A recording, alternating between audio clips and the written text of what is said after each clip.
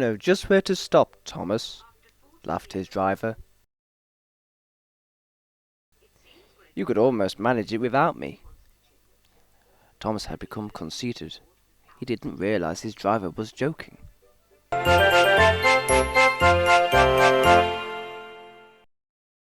Later, he boasted to the others. "Driver says I don't need him now." "Don't be so daft," snorted Percy. "I'd never go without my driver," said Toby earnestly. "I'd be frightened." "Huh!" boasted Thomas. "I'm not scared." "You never dare." "I would then." "You'll see." Next morning the fire ladder came. "I'll just go out. Then I'll stop and whoosh. That'll make them jump." Thomas thought he was being clever. Really, he was only moving because a careless cleaner had meddled with his controls. He soon found his mistake. He tried to whoosh, but he couldn't. He tried to stop, but he couldn't. He just kept rolling along. He didn't dare look what was coming next. There was the station master's house. The station master was about to have breakfast. "Horrors!" cried Thomas, and shut his eyes. The house rocked. Broken glass tinkled.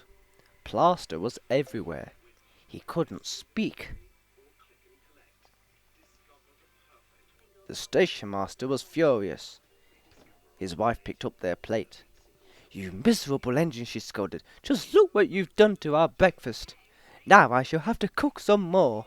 She banged the door. More plaster fell. This time it fell on Thomas. Thomas felt depressed. Workmen propped up the house with strong poles and laid rails through the garden. Later, Donald and Douglas arrived.